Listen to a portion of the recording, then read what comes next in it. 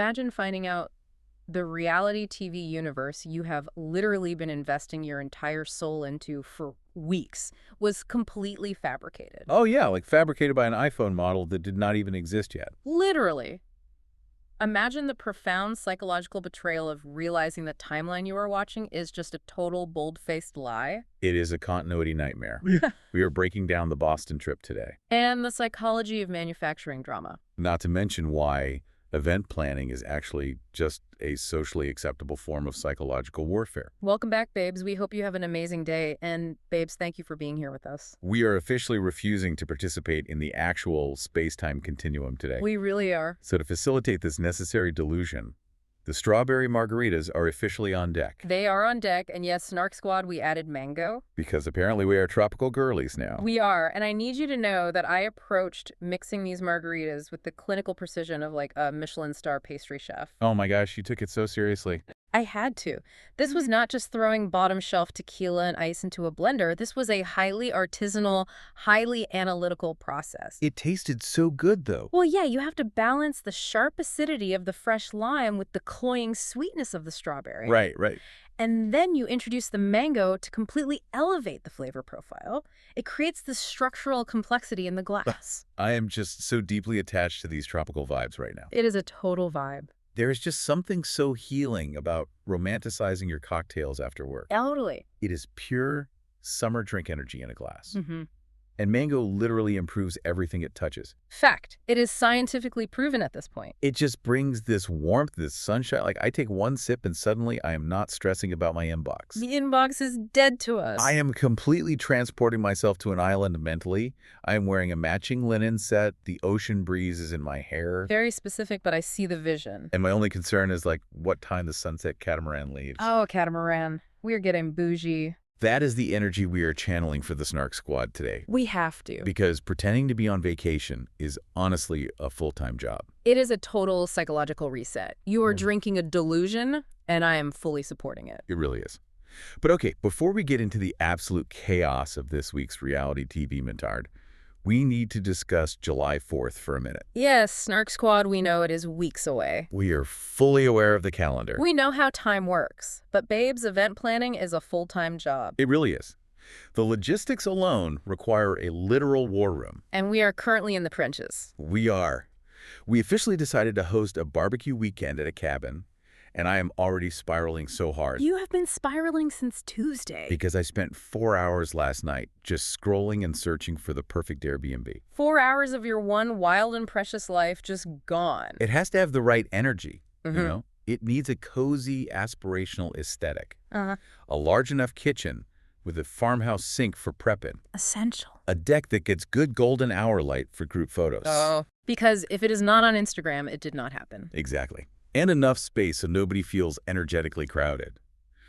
I am trying to manifest peaceful, harmonious vibes. Which is a beautiful delusion. I am planning these beautiful Pinterest-worthy menus, thinking about ambient string lighting. The string lighting is going to be a nightmare to hang up, by the way. Just trying to curate the perfect weekend for our families. But the weight of trying to avoid drama before the trip even starts is honestly crushing my spirit. Yeah, we apparently went from our soft girl era straight into our hosting era. You did, and it is so stressful. Well, this is exactly where our approaches to life wildly diverge. How so? Because while you are out here manifesting peace and trying to bend golden hour lighting to your will, I am analytically predicting the absolute logistical nightmares. Oh, you are so cynical. I am a realist. I am looking at these Airbnb floor plans and calculating sound travel. Sound travel? Yes. I am figuring out who needs to sleep on completely different floors so they do not murder each other before the potato salad is even served. That is actually so smart, though. Thank you. Coordinating the schedules of our respective families is like trying to solve a Rubik's Cube in the dark while someone screams at you. It literally is. I am already emotionally preparing for disaster. I am running risk assessments on the mayonnaise. Not the mayonnaise. Mayonnaise in the sun, that is a biological hazard. And I am calculating at the exact moment the family group chat energy is going to boil over. Oh my gosh, the group chat is already building to toxic levels. It is going to boil over into real life physical confrontation. We are expecting family drama immediately. Immediate. Our mothers alone are a chaotic variable we cannot control. It is so true, babes. Our mothers are so chaotic. in the best, most stressful way possible. They mean well. They do, but they are tornadoes of unsolicited advice. And you just know certain relatives are going to arrive bringing random unresolved tension from literally 1998. Yep. And they will unpack it right next to the hot dog buns. Just serving up trauma with the relish. I am just trying to keep the vibrations high.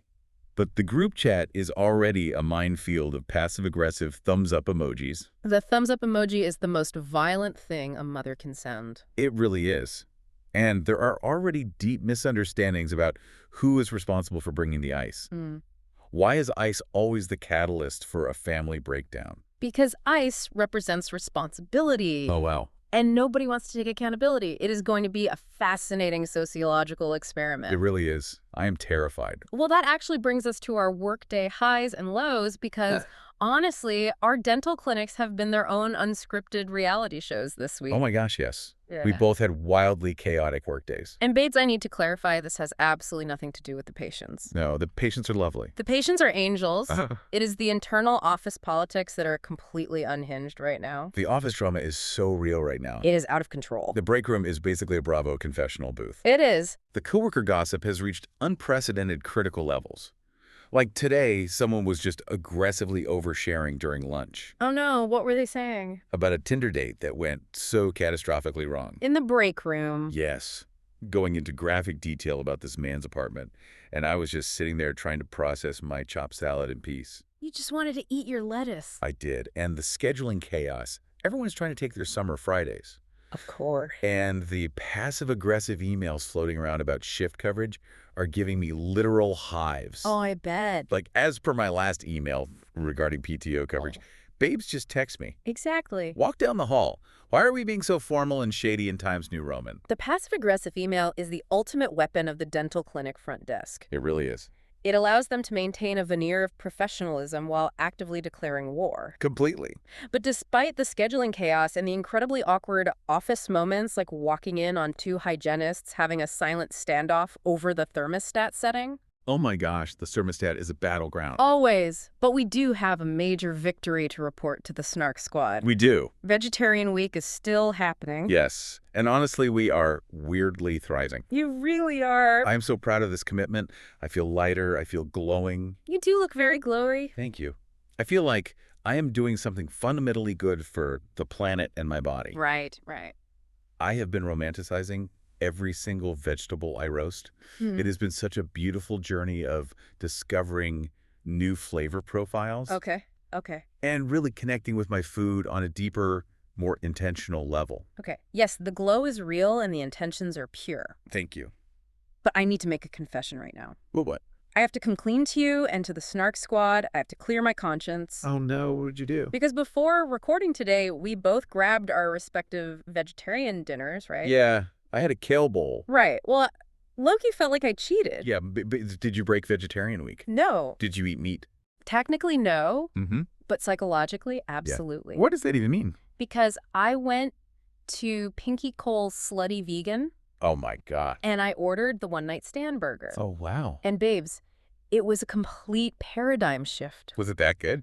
I am still dreaming about real greasy cheeseburgers, do not get me wrong. Right. But the way this vegan burger tasted felt illegal. Really? The flavor profile, the texture, the absolute audacity of the sauce, it shocked my system. That is so wild for a vegan burger. You have to look at the psychology of what she is doing. Okay, break it down. She is taking plant-based food, which is usually marketed as this ascetic, pure, restrictive diet. Very clean girl aesthetic. Exactly. And she's marketing it as a filthy, forbidden vice. I am fully considering becoming a slutty vegan ambassador. I love that so much. I'm so inspired by how good that food is. It is transformative. It totally shocks your taste buds, right? Yeah. Like vegetarian food can actually make you feel things. I'm emotionally moved by a patty. Pinky Cole is an absolute icon.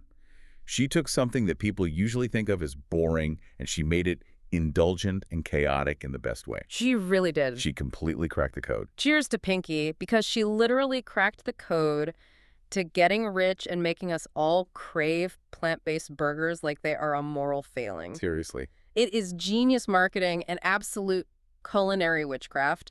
She is selling an illusion of decadence, Totally an illusion. which is the perfect transition into the main event today. Oh, yes. Because speaking of selling an illusion and manufacturing chaos, we need to look at the masterclass in group trip chaos. Oh, absolutely.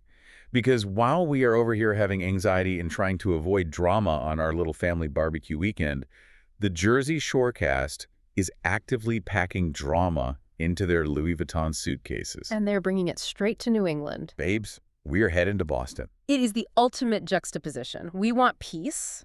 They require conflict to justify their contracts. It is so true. So let's break the mechanics of this down. Let's do it. The setup here is standard reality TV infrastructure. The crew is heading to Boston because Pauly D has a DJ show. Always a DJ show. It provides a geographical anchor for the plot, but right out of the gate, the cast is fractured. Completely. Sammi decides to stay home, citing pregnancy paranoia and pelvic pain. Which is so real. And Angelina is completely MIA, radio silence. She pulls a no-call, no-show to the airport. My heart actually broke a little for Sammi. Really? I really felt for her in that moment. She was bumping along, looking so glowing and beautiful. But you could tell she was genuinely deeply freaked out. Yeah, she seemed tense. She said she could barely walk without feeling sharp pain, and she has this deep pregnancy paranoia. Which is medically understandable. And she was so real for saying, like, I get that it took me so long to get here. I do not even want to jeopardize it. A very rational choice. She is actively protecting her peace and her baby. I love a boundaries queen. We stand a bounds. It's like Boston will always be there, but she needs to stay home and be safe. She prioritized her real life over her reality TV life. Well, analytically speaking, Sammi staying home was the smartest self-preservation move she has ever made. Exactly. Let's look at the reality of the situation.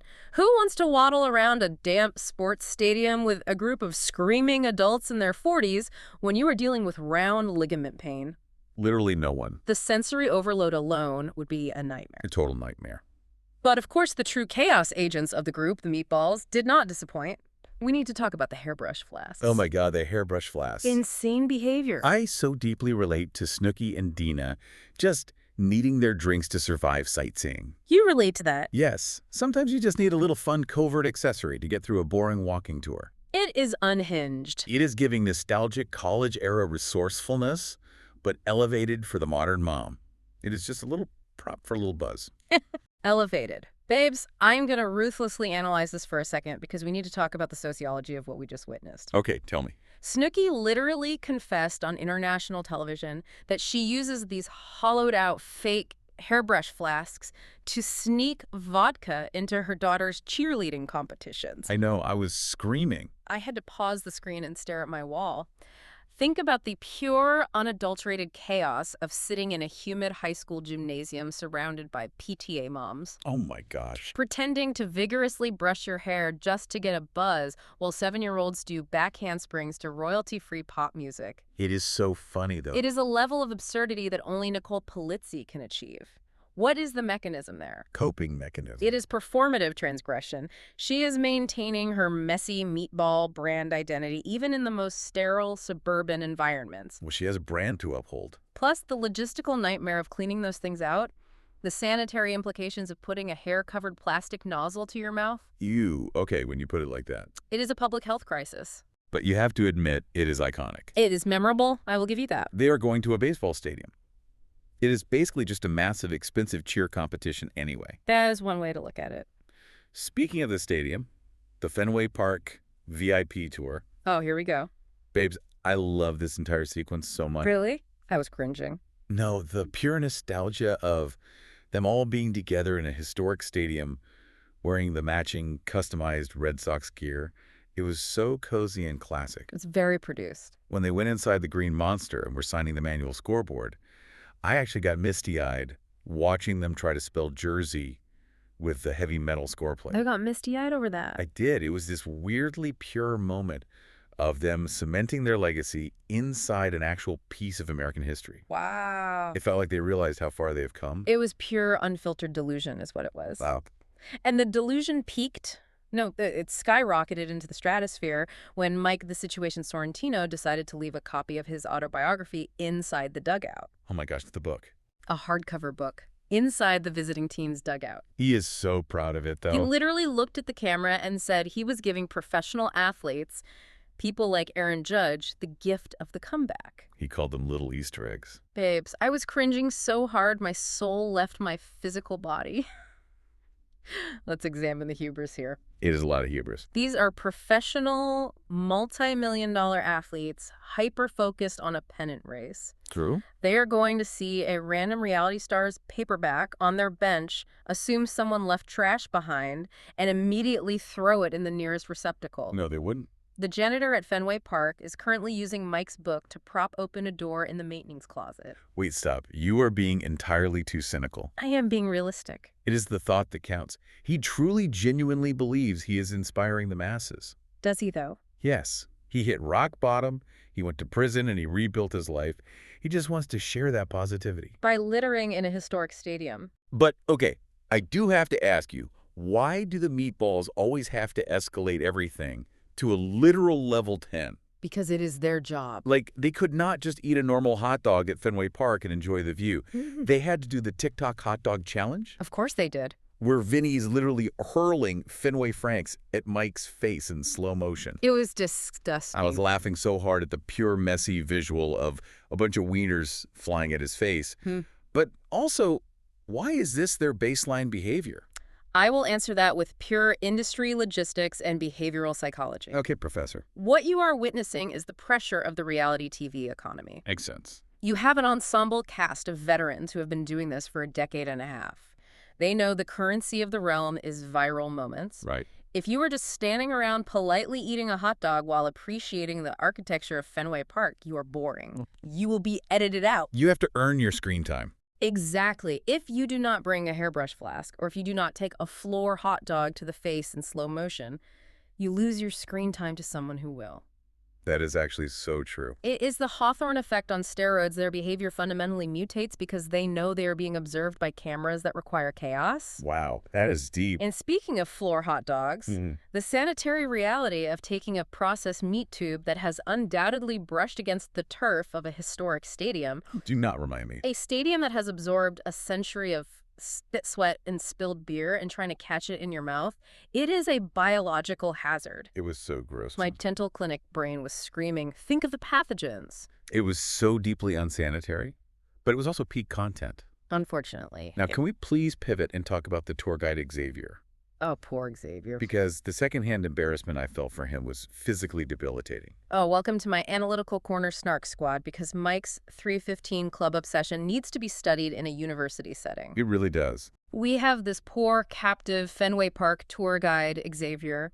He is a local professional, just trying to do his job. Such a nice guy. Showing them the warning track, explaining the rich tapestry of Boston baseball history. Right. And Mike repeatedly, not once, but multiple times, pulls out his phone to show this complete stranger his Instagram workout videos. Oh my gosh, the cringe. He is bragging about bench pressing 315 pounds. He is forcing Xavier to watch him do 6 reps on a glowing screen in broad daylight. It was excruciating. I felt so bad for Xavier. He had nowhere to run. He was just smiling through the pain, doing that polite customer service nod. Mike cannot read the room to save his life. Because he does not want to read the room, he wants the room to read. Wait, that is a bar. It is the agonizing awkwardness of trapping a stranger with your gym stats. Mike has this exhausting, bottomless need for external validation. That's so exhausting. It is classic narcissistic supply. If he achieves something like lifting heavy metal in a gym and does not get praised for it by every single person in a 50-foot radius, it is as if the event never occurred in his reality. Even Vinny called it out. Right. Vinny observed that Mike has a thought in his head and has a physical compulsion to say it 8,000 times.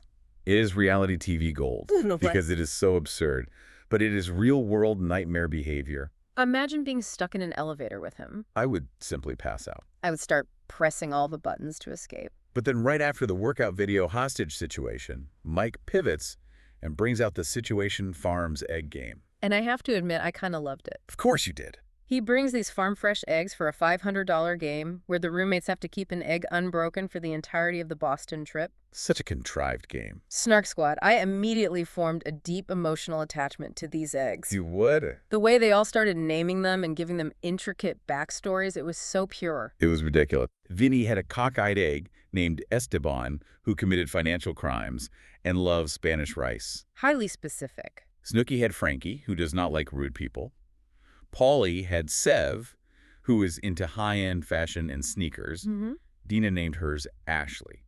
I just loved how quickly they personified these little delicate objects. It felt like vintage, weird roommate bonding from 2010. It was a classic parlor trick designed by Mike to force cast engagement. You are ruining the magic. And purely from a producer standpoint, I respect the hustle. But let's bring the snark down on Dina for a second. Oh, poor Dina. Dina is the actual literal mother in the group. She was loudly bragging about how she had this in the bag because she raises human children and therefore understands extreme fragility. She talks such a big game. And what does she do? Within seconds, literally before they even exit the room, she fumbles, drops, and murders Ashley. I gasped out loud. Meatball down on the linoleum. It's like, Ashley, no. She had so much potential. But the truly snarky part isn't the lack of manual dexterity. It is her psychological reaction. What do you mean? She immediately and completely rejects all accountability. Well, yes, she is a meatball. She does not accept the loss. She looks around, says, I make the rules. I made this competition. I'm making a second Ashley. Which is iconic. She just declares herself exempt from failure and secures a new egg. It is the most Dina thing ever. Honestly. Queen behavior. Queen of denial. If my egg died, I would absolutely demand a respawn. I refuse to lose a game on a technicality. If you fail at the parameters of reality, simply change the rules of reality to suit your personal narrative. Exactly. But, babes, you were taking frantic notes during this egg scene about the editing. Oh, you know I was. You went full detective. What did you catch? Snark Squad gather around the conspiracy board because MTV production was remarkably sloppy this week. Tell us everything. And we need to expose it. When Mike initially handed Dina the carton of eggs, the supposed farm-fresh situation farms eggs that he lugged from New Jersey, she opens the carton on camera. Right. And if you look closely, if you really examine the frame, the carton is visibly empty. Yes, there are maybe some phantom cardboard indents, but there is absolutely not a dozen physical eggs in that box. It was a complete continuity error. So the whole dramatic handover scene was staged. Highly staged. It was a pickup shot. Wow. And it did not stop there. What else? Paulie D's entire flight delayed storyline. Yeah, he missed his flight. Unbelievably sloppy execution. They show Paulie sitting entirely alone in the driver's seat of his car, supposedly stuck in traffic recording a selfie video about missing the Fenway Park tour. Right, he was so sad. It was so clearly a fake, isolated pickup shot filmed weeks, maybe months later in a driveway somewhere in Las Vegas. No way. Yes way. The natural lighting was completely different. The audio was hollow and lacked background road noise. Oh my gosh, you were right. It was production trying to patch a glaring narrative hole in the schedule because Paulie probably just did not want to fly in early to look at an empty baseball field. He probably wanted to sleep in. Exactly. We see you MTV editors. You cannot hide your sins from us. I feel so fundamentally betrayed. I was genuinely invested in Paulie missing out on the fun. They played you. I felt bad for him. But okay, speaking of missing out on the fun and massive production scandals, we have to talk about Angelina. Her reality right now is so unbelievably messy. And I'd honestly just feel deep empathy for her. Let's lay out the facts systematically first. Angelina is MIA. She finally tells Sammi that she was spotting. Which is terrifying. She had a literal chemical burn on her butt from sitting in a nitro tank. Which is a whole other level of bizarre medical history that we do not have time to unpack. True. And so she took a pregnancy test, and it came back positive. Oh my God. She completely ghosts the rest of the cast because she is feeling physically overwhelmed, she is feeling violently sick, and she is utterly terrified. And on top of that, she is in the middle of moving into a brand new house. The mansion. This gorgeous, massive, bougie little shit mansion, as Sammi called it.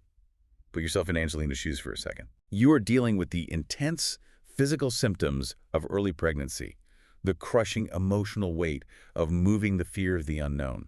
It is a lot of stress factors. And you are doing it largely alone, secluded from your friends, while knowing a camera crew is tapping their watches, waiting for you to perform. That is the reality TV trap. When Sammi went to visit her, You could just see the bone-deep exhaustion on Angelina's face.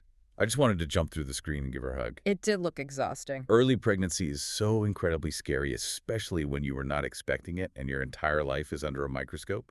She just wanted to hide under the covers. And this is where we have to ruthlessly dissect the mechanism of Mike the Leak Sorrentino. Oh, what? Because Angelina, in a rare moment of genuine vulnerability, confided in Mike via text that she might be pregnant. Right, she trusted him. What does Mike do with this highly sensitive, deeply personal medical information? Does he offer a pillar of support? No. Does he keep it in the vault like a true friend who respects boundaries? No. He did the exact opposite. He immediately treats it as reality TV currency. He turns directly to the cameras and declares, I am telling everyone. But wait, I have to push back here. I really do. Are you looking at this too cynically? Do you think Mike is just physically, genetically incapable of keeping a secret? Absolutely not. Like he is a verbal processor? He literally cannot hold a thought in his head without it escaping through his teeth? Is it possible it is not calculated malice, but just a total lack of impulse control? I reject that entirely. You are giving him far too much grace. He is 100% producing. You think? Mike knows the fundamental economic rule of reality TV. A secret is utterly worthless unless the cameras catch you spilling it. Ugh, that is so dark. He treats secrets the way a day trader treats insider information. It has a very strict shelf life, and if he does not cash it in for screen time immediately, the market value drops to zero. That is wild when you frame it like that. He is not acting as a friend in that moment. He is acting as an uncredited executive producer trying to secure his screen time and inject a plot device into the Boston trip.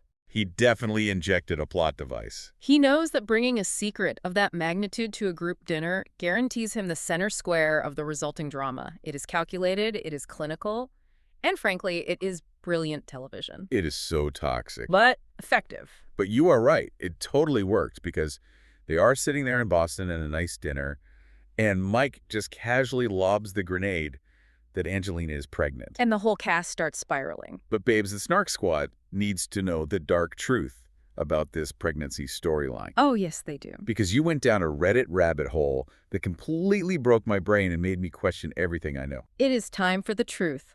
Take us into the full, unhinged spiral of the iPhone 17 Pro scandal. Buckle up, babes, and prepare to have your suspension of disbelief shattered. I am ready? Because this is where the entire facade of unscripted television crumbles into dust. It really does. I was scrolling through the deepest, darkest Reddit discussion threads, and the internet sleuths caught something monumental. The sleuths miss nothing. The Boston trip, the Fenway Park visit, the schmuck truck, the Cheers bar, all of that was documented and filmed in April, springtime in Massachusetts. Right. April. Keep that month in your mind, Snark Squad. Exactly. Now cut to the intimate scenes of Angelina alone in her bed in her new mansion, supposedly during the exact same chronological timeline, suffering from morning sickness and avoiding the Boston trip. Okay. In those specific, tight shots of her bedridden, Angelina is holding her cell phone. And what phone is it?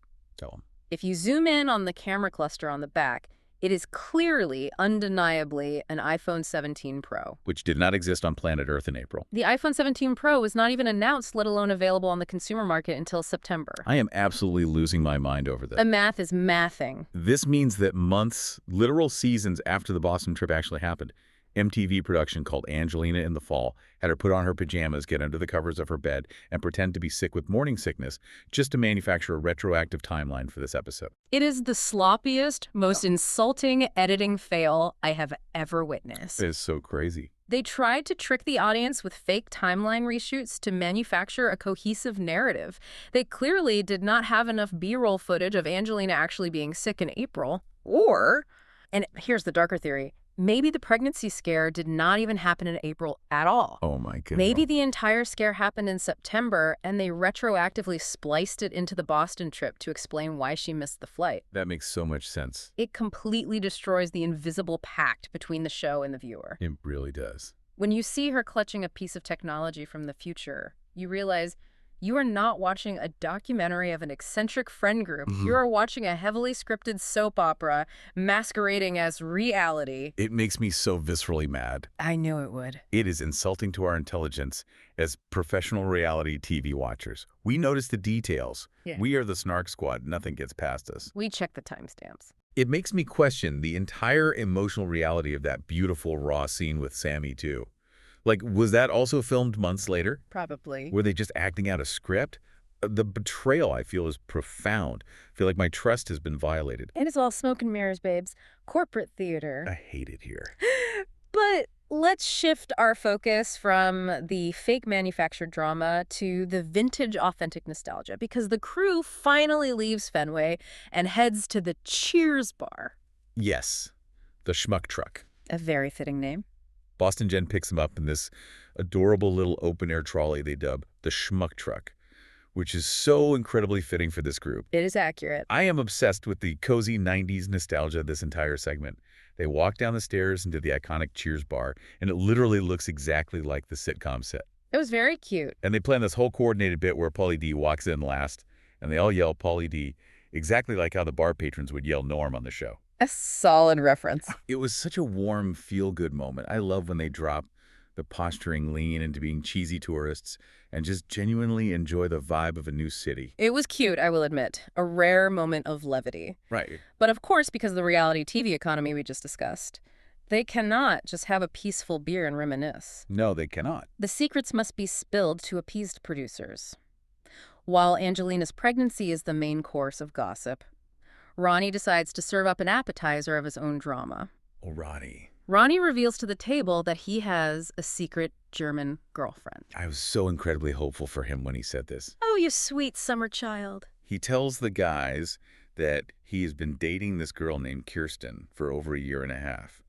I immediately started romanticizing this narrative for him. Of course you did. He said they are taking it extremely slow. They build a solid foundation of friendship first, and he is keeping her off camera entirely for the sake of protecting his daughter, Ariana. That is the PR spin, yes. I felt so emotional hearing that kind of growth. Ron has been through so much dark, heavy toxicity in his past relationships, and the idea of him finally having a healthy, slow-paced, stable relationship in private is beautiful. Wow. I'm rooting for love, babes. Why cannot you just be happy for him? Because you are wearing rose-colored glasses and I am putting on my forensic reading glasses. Here we go. I am highly suspicious of this entire narrative because the PR scaffolding is showing. How? First of all, the geographic math is an insult to my intelligence.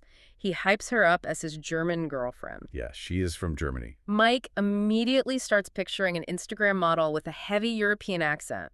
But then Ronnie clarifies that she currently lives in Florida, but was born in Germany. Wait, so she is just a Florida girl with a passport? She lives next to a Publix in Miami. Oh my gosh. The way he pitched German girlfriend made it sound like this elusive, cosmopolitan, long-distance European romance, and it turns out she is just domestic. Well, she is still German? And the timeline is the biggest red flag. He claims they have been together for a year and a half, but he has managed to hide her from literally everyone in his life. He is being protective. On a reality TV show designed to expose your personal life. That does not scream healthy, stable boundaries to me. That screams, I am hiding something, or we break up every 2 weeks so I could not risk introducing her to the cast. You are being so jaded. I'm being analytical. Why cannot you just let people heal? Maybe he really just met a nice girl from Florida who happened to be born in Germany, and he wanted to build a solid, unbreakable foundation before throwing her to the wolves of MTV. The wolves are hungry. He even said introducing her to this friend group is a massive risk. Look at how they treat outsiders. I will believe in this healing journey when I see the time-stamped receipts. You are terrible. What he is doing is executing a classic reality TV PR rehabilitation strategy. When you have a history of toxic, explosive storylines, the quickest way to secure a redemption arc and ensure your contract is renewed is to introduce a boring, stable partner. I still think it is real love. It signals to the audience that you have evolved. But the wolves at the table were a bit distracted, though, mainly by Vinny having a complete and utter single-guy tantrum. Oh my God, Vinny. A total meltdown. He is the only single roommate left standing now that Ronnie is going around. Kirsten Sammi is happily engaged, and Angelina is dealing with her pregnancy scare. Right, he is alone on an island. And Vinny is acting completely unhinged. It is like a regression to 2009. He is spiraling because he is bored, and he does not know how to exist in a social setting without a wingman. Exactly. Pauly is taken. Yeah. Ronnie is acting reformed. Without someone to bounce off of, Vinny does not know how to function in a bar setting. He was floundering. So instead of, I don't know, walking up to the bar and talking to locals like a normal adult man, He decides to pull Snooki into his single guy shenanigans. Which was so painful to watch. He is grinding on her, invading her physical space, hovering over her, just desperately trying to provoke a reaction out of her for screen time. It was gross. It is the sunk cost fallacy of this friend group they have to interact with each other, even when they have nothing left to say. It made me feel so physically uncomfortable watching it. I totally relate to Snooki in that moment. She looked miserable. She is just trying to protect her peace, enjoy a vodka soda, and respect her marriage to Gioni. You can see her visibly stiffen up, and her eyes just scream annoyance. Her body language was entirely closed off. She is like, I am a married mother of 3. We are in our late 30s. Please stop rubbing your crotch on me in a themed bar. It is fundamentally embarrassing. And thank God for Jenny. JWoww had to literally step in like a bouncer, physically block him, and tell Nicole to handle it like an adult and shut him down. Jenny was absolutely ready to escalate that to a classic screaming meatball versus JWoww blowout if Snooki did not draw a firm boundary right then and there. JWoww does not play. Vinny's behavior is so telling. When he is not the center of attention with Polly, he reverts to bothering the girls like a middle schooler pulling pigtails on the playground. It is exhausting to watch. It really is. Which is actually the perfect logical segue into our first segment of the day, because we need to talk about who ruins a good time. Yes. Segment 1, biggest vacation liability.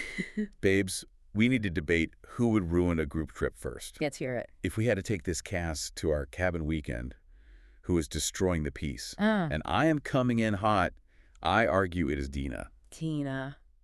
Over Angelina's ghosting, over Mike's sabotage. Make your case, because I am skeptical. Hear me out. Put yourself in the shoes of the trip planner. Okay, I am in the shoes. If we are talking purely about ruining the structural integrity and logistics of a vacation, it is Dina. Because of the egg. The egg game proved it. She dropped Ashley within 7 seconds. That tells me everything I need to know about her motor skills and her ability to handle basic logistics. She is clumsy, yes. If you put Dina in charge of holding the passports at the airport, they're falling into a storm drain. That is a very specific visual, but accurate. If you put her in charge of the rental car keys, they're getting locked in the trunk of the minivan. Yeah. She will make a critical error, have a massive panic attack, cry hysterically, demand to change the rules of the itinerary to make herself feel better, and then need a cocktail from a hairbrush to emotionally recover. That sounds like a Tuesday for her. She is a massive logistical liability. Okay, your logic regarding her clumsiness is sound, but your argument is fundamentally flawed because you are ignoring the devastating psychological warfare of Mike the Situation. Okay, let's hear your counterargument. Mike is the ultimate vacation liability. Dina might lose a passport, which is a solvable administrative problem. Barely solvable. But Mike will destroy the entire group dynamic from the inside out. He will trap local tour guides for 45 minutes to make them watch his bench press videos, completely alienating the entire country you are visiting. We would get kicked out of the country. And infinitely worse, if you tell anyone a secret on day 1 in confidence, Mike will weaponize that information. Oh, he totally would. He will spill your darkest secrets to the entire group chat by day 2, sparking a massive, tear-filled, trip-ruining fight at the most expensive dinner reservation of the week. He always rings the nice dinners. You cannot relax your nervous system around him. He is a walking liability to your mental health. Okay, that is a very fair point. A ruined $500 dinner is definitely worse than a lost set of keys. I win. Fine, you win. Which brings us perfectly to segment 2, Family BBQ Disaster Predictions. Oh, this is going to be painful. Pivoting back to our own impending cabin weekend Snark squad, we need to predict the exact drama that will happen with our own blood relatives. Let's apply the Jersey Shore archetypes to our families. We all have them. We definitely do. Who is going to be the Mike of the cabin weekend? Who is the information broker? Oh, it is my aunt. 100% without a doubt. Your aunt is a general situation. She is the intelligence agency of the family. If my cousin confides in her privately that he is thinking about quitting his corporate job, she will literally stand up, clink her glass during the blessing of the potato salad, and say we should also pray for Michael's impending unemployment. Oh my God, she is lethal. She will leak the news at the exact moment it causes maximum dramatic effect. She feeds on the gasp. It is terrifying how accurate that is. Every family has a Mike. Who is yours? I am already trying to figure out who is going to be the Snooki sneaking a hairbrush flask to the picnic table. Oh, someone well. And honestly, looking at the guest list, it might be me. Stop. If the family group chat energy manifests in real life, Yeah. I am absolutely going to need a disguised plastic vessel of high-grade tequila just to nod and smile through the political debates my uncles are inevitably bound to start by the fire pit at 9 p.m. Babes, I will personally pack an extra hollowed-out hairbrush just for you. Please do. We have to survive this in our soft hosting era. We cannot let them break us. We will stay strong. Okay, segment 3, reality TV party rankings. The fun part. How does this Fenway Park and Cheers Boston trip rank against the iconic reality TV vacation moments of all time? Where does it sit in the pantheon? If we are ranking on a scale of 1 to 10 for pure chaotic entertainment value, this Boston trip is a solid middle-of-the-road 5. A 5. That is harsh. It is cute, it is nostalgic, the wieners to the face were visually funny in slow motion, but it fundamentally lacks the visceral, unpredictable danger of peak reality TV. Like what? Compare this to the classic Jersey Shore Italy trip. Oh, wow. The Italy trip was a 10. We had Ronnie and Sammi literally destroying heavy wooden furniture. That was so dark. Snooki crashing into an active Italian police car and requiring a diplomatic intervention. Literal international incidents. Mike putting his own skull through a concrete wall. That is Shakespearean tragedy unfolding on a European vacation. That is true. Boston is just a nice, heavily produced weekend trip for tired parents who miss their kids. I completely agree with that assessment. Boston felt very cozy, but it did not give me that jaw-dropping texture group chat shock. It was mild. Even compared to a Real Housewives cast trip, think about Scary Island on RHONY. Oh, classic. With the jelly beans and the absolute psychological breaks. Iconic television. Or the Amsterdam trip with the glass toss across the dinner table on Beverly Hills. That was cinema. Housewives go on vacation to actively destroy each other's lives, marriages, and businesses on a rented yacht. They are mercenaries. The Jersey Shore cast went to Boston to eat chicken tendies in a baseball dugout and look at a manual scoreboard. It is a completely different tax bracket of drama. Entirely different. But I still loved the wholesome vibes. Sometimes my nervous system just needs to watch people eat hot dogs. It is the difference between manufactured low-stakes drama over an unreleased iPhone 17 and authentic, unhinged nervous breakdowns in a luxury villa. So true. Which brings us to our final segment, segment 4. Could we survive Jersey Shore life? I am scared to answer this. Babes, realistically, if MTV dropped us in Seaside Heights in 2010, how long would we survive living with this cast in the Shore House? I have thought about this deeply, and I am going to be so incredibly vulnerable right now. Let's hear it. I would literally break down and cry after day 2. I physically could not do it. Really? Just day 2? The ambient noise level alone would shatter my nervous system. Imagine Pauly D waking you up with a literal police megaphone at 7 a.m. That would be jarring. The constant thumping clubbing until 5 a.m. The lingering smell of the Ron juice seeping into the upholstery. The house definitely smelled crazy. I need my full 8 hours of sleep, my 10-step evening skincare routine, and ambient lo-fi beats playing at a reasonable volume in the background. You are delicate. If Vinny tried to grind on me while I was just trying to drink my morning coffee on the deck, I would pack my matching luggage, call a cab, and cry the whole way home to my mother. Day 2 max. I am not built for the trenches. See, I disagree entirely for myself. I confidently claim that I would absolutely thrive in the Shore House environment. Thrive?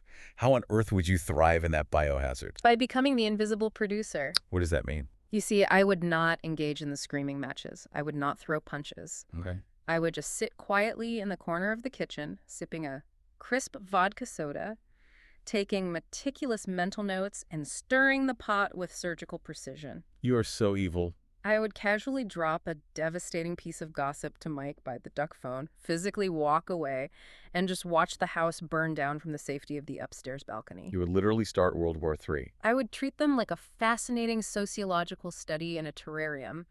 As long as nobody touched my vegetarian leftovers in the communal fridge, I could last the entire summer just feeding the chaos, analyzing the fallout, and collecting my MTV paycheck. You are so incredibly toxic. I love it so much. You would be the quiet puppet master of Seaside Heights. They would not even know you were destroying them. Exactly. I would form a secret alliance with Polly and just watch the rest of them self-destruct for my own amusement. Well, babes, this has been the most amazing winding spiral. It really has. I feel like we have unpacked so much today, from the slutty vegan marketing enlightenment to the absolute trust-destroying betrayal of the iPhone 17 timeline. We covered a lot of ground. It is time to wind down this tropical chaos before we start a fight of our own. We survived the spiral, and we could not do it without you, Snark Squad. Thank you for hanging out, drinking mango margaritas with us, and validating our absolute delusion that we are currently on a beach instead of dreading a family barbecue. But before we clock out and head back to reality, we have some very specific questions for you. We need you to jump in the comments right now and tell us, number one, what is your absolute favorite summer barbecue food? Because I need menu inspiration for this cabin trip that is already ruining my life. Number two, could you actually survive a family vacation at a cabin without losing your mind or sneaking a hairbrush flask? Tell us your psychological survival strategies. Number three, drop your best vegetarian meal recommendation to help us survive the rest of vegetarian week without relapsing on slutty vegan cheeseburgers. And finally, number four, which reality TV cast would you choose to vacation with? Would you risk your sanity with the Shorecast? Or take your chances with the flying glass on a housewife's yacht? Let us know. And before we go, Snark Squad, I want to leave you with one final thought to mull over. Oh, I love a final thought. If MTV Production is willing to fake an entire chronological timeline with an unreleased futuristic iPhone just to keep us engaged in a storyline about a missed flight, what legendary unscripted moments from the golden era of reality TV were actually just beautifully executed corporate theater. Oh my gosh, that is going to keep me up at night. Think about it next time you rewatch your favorite season. And you know the drill. Remind yourselves to like, comment, and subscribe. It feeds the algorithm, it fuels our delusion, and it keeps the margaritas flowing. We love you guys so much. Have the best week ever. Stay messy, stay tropical, Yeah. and we will see us on the Snark side. Stay messy, stay tropical, and we will see us on the Smart side.